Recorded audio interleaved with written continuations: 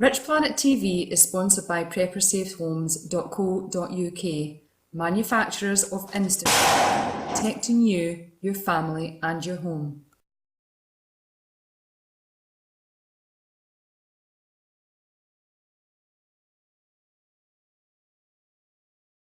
I've come to Barrow upon Humber and I'm with Michael Bourne, and he saw my documentary called The Lincolnshire Triangle, and he had a UFO sighting not long after that, and the UFO that he spotted was very similar apparently to what I reported in the documentary. So just first off, Michael, are we in Lincolnshire here? We are. Well, North East Lincolnshire, yeah. North East Lincolnshire, okay. Mm-hmm. But we're right on the north sort of side of Lincolnshire, we are, yeah? Yeah. Okay, so just in your own words, just describe what happened. Well, if you held out an egg in front of you, mm-hmm.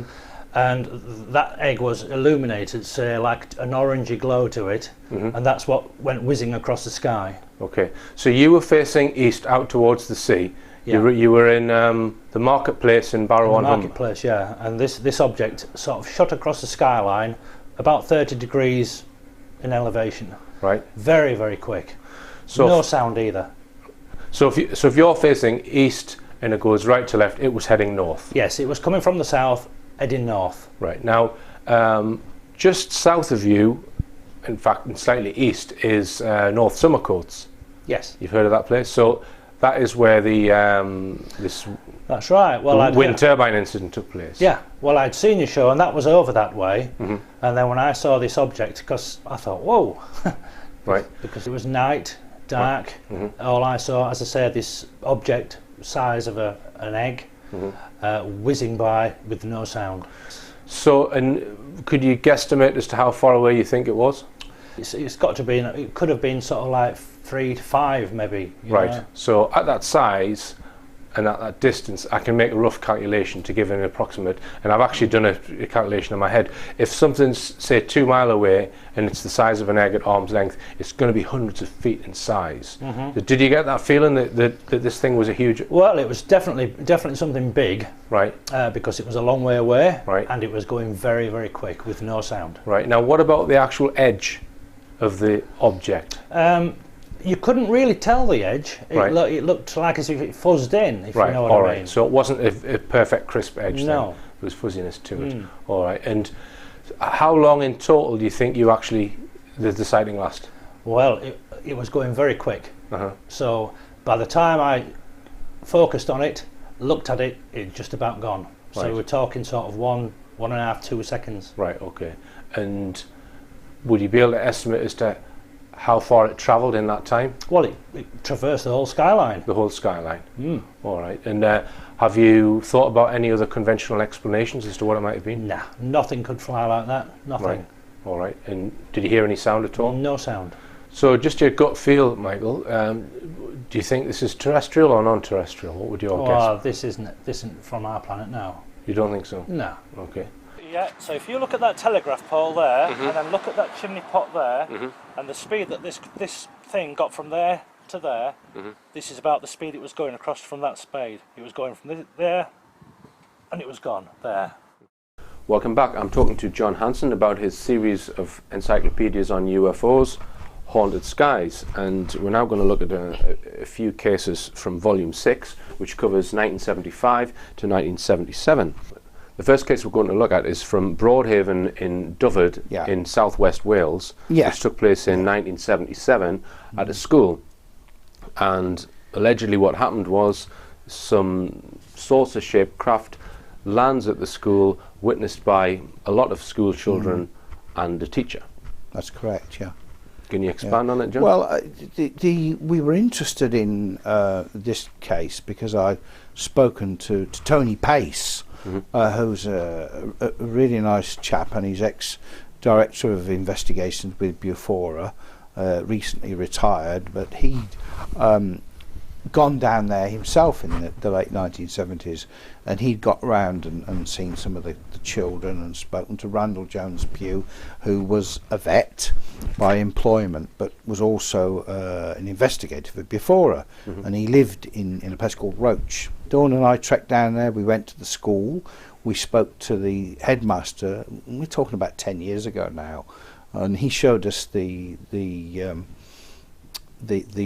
diary that the children had kept. It was still there in the school, and we trawled through that and read some of the letters, and then we tracked some of the boys down that had seen this object. Who were now adults. Who are now adults, yeah. Some of them were happy to speak to us, others were a bit reticent because they really didn't want any further publicity on it, but they all said that's what they'd seen. So, but we managed, sorry. The flying saucer lands at this school, and the teachers sat all the kids down who saw it, and there's a very interesting picture there of all the kids with their pictures. That's right. That they've independently drawn, and when you look through them, John's collected several of the children's images. We've got the original ones here. Yeah, of course, the problem with the book is, and as I explained before, with volume 8, these books are going to be in colour, and because you don't get the depth in grayscale.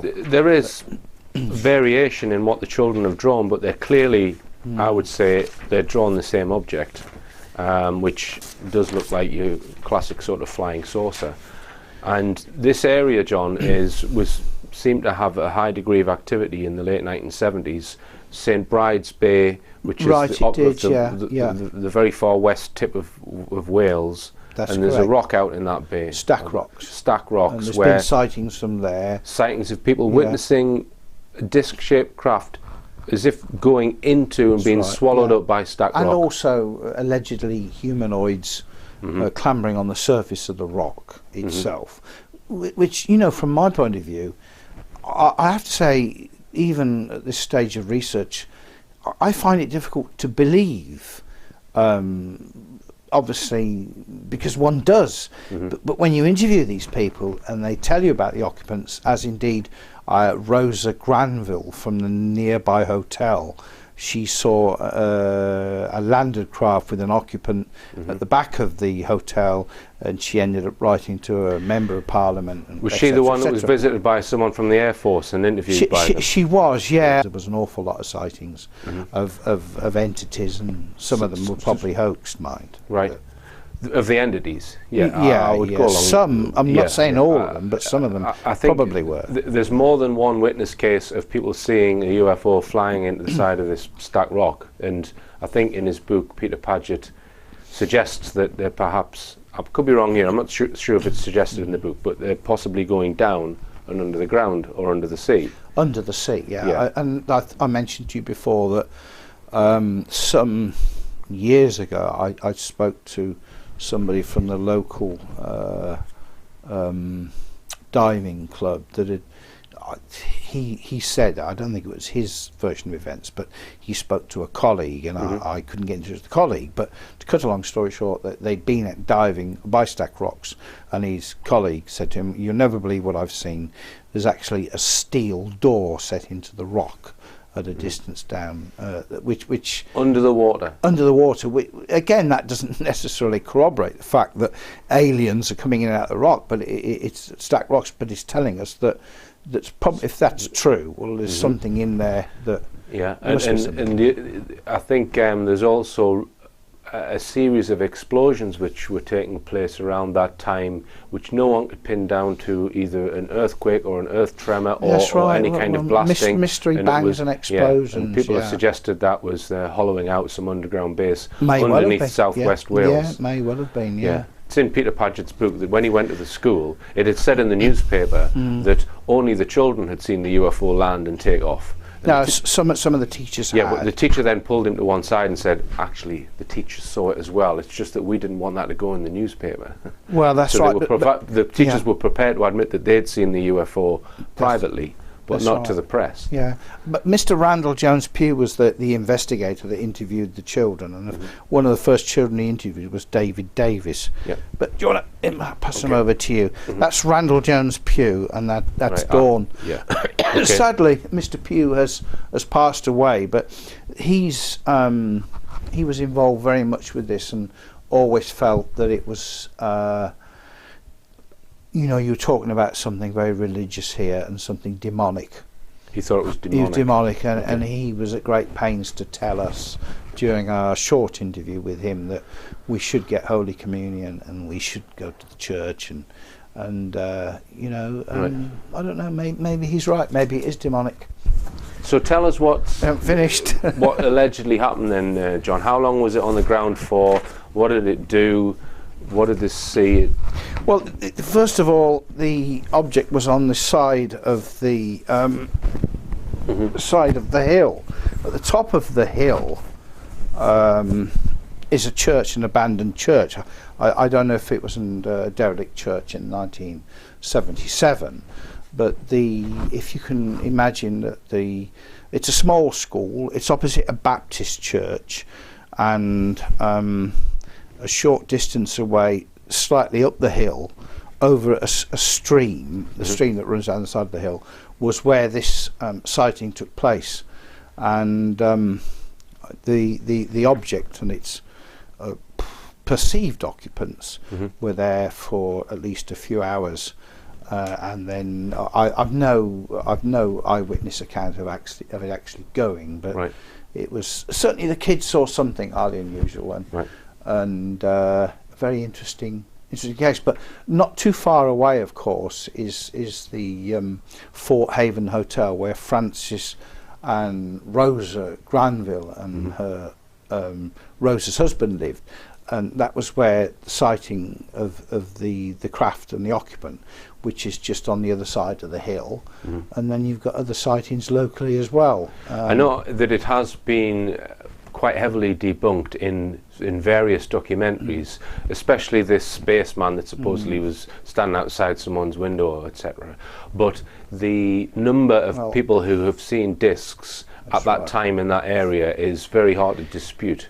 Well, I'm going to be blunt here. So my father was a Yorkshireman, and I will say that if these people that make these documentaries got off their backsides and went down and interviewed these people properly and carried out some accurate research, they would find that a far different picture would emerge, and that is what good research is all about. And you know, I'm convinced that this wasn't just the work of a member of the local Rotary Club that put on a fireman's uniform and walked around frightening people.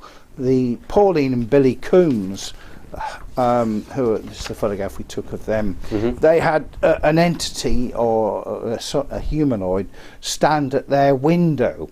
This is Ripperston Farm. Yeah, Ripperston Farm. They also had animals they did. being moved. Yeah, that's right, yeah. And it was quite clear, if you'd gone and looked at the farm yourself, if you'd looked at the window, you know that you'd have to be about an 8-foot tall man to even shown on that window. Okay. But and interestingly, it's not the only case of a UFO landing at a school. We have other cases. Several in your book. Yeah, other cases are outlined. You almost get the impression that the UFOs paid a lot of activity towards schools in 1977. Right. Whether it's because that's just a coincidence that people at schools saw them, a bit like saying if you get a flurry of reports of UFOs at 11 o'clock at night from people that are turning out of pubs, is there any relevance to that? In the same way, that is there any relevance to the UFOs taking an interest in schools? I just don't know, but there was a lot of reports of these things overflying the schools. Okay.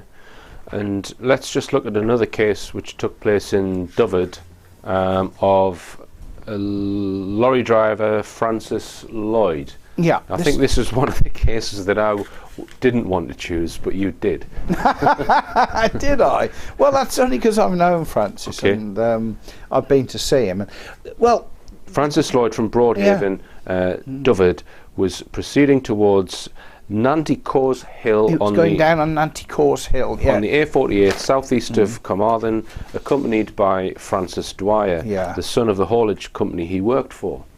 As we neared a junction halfway up the hill, we both saw, caught in the glare of the lorry's headlights, the weird sight of two figures standing at the side of the road, approximately 7 feet in height. They reminded us of guardsmen at attention. They were dressed all over in what looked like red perspex. I've never seen anything like them before. They weren't human beings. They are far too tall. I just carried on and didn't look back. Mr. Francis Lloyd was the only man I'd met over the last 20 years that told me about a sighting like this and described humanoid entities like this. I might think to myself, not sure whether I can actually believe that, but why is it that I've spoken to probably 30 or 40 other people that have seen similarly described objects, entities at the side of the road? It also adds that a few hours later, a UFO showing two lights over the coastal town of Silverdale near Morecambe, Lancashire, at an estimated height of 4,000 to 5,000 feet. An identical object showing four lights and something apparently attached to it was seen a short time later over Cartmel, 30 miles away. Right, yeah. So it's associated with a few nearby UFO sightings. This guy's... continuing on from that, there's a number of multi-witness sightings by police officers. Over the Lake District? Over the Lake District, over Kendal. And I spoke to most of the officers, and you know, you have to speak to them, interview them, albeit I know it happened many years ago, but I did have the copies of the original Bufora reports, which are in there, and they certainly saw what you would say is a triangular UFO. I'll just read out this. It's a sergeant, police sergeant. It came to a halt over a nearby hill, allowing us to see it closer. I felt the hairs on the back of my neck start to rise. Sergeant Clifton decided to contact the police control room at Penrith and report the incident, who confirmed they had received a number of calls from the public about the UFO, and that inquiries with the RAF and air traffic control as to the identity of this object were negative. I suppose roughly you'd have, I know we talked about weak and strong cases, but we would probably be heading towards something like, I don't know, 20,000 sightings in accumulated sightings. So if 10,000 of them is strong sightings, and a lot of them relate to triangular objects, one's bound to ask, really, we don't know what they are and where they come from, but one is bound to ask, what the hell are they? You know. All right, well, we'll be discussing some cases from Volume 7 after this. Richplanet TV is sponsored by PrepperSafeHomes.co.uk. InstaShield for your quick, simple home protection.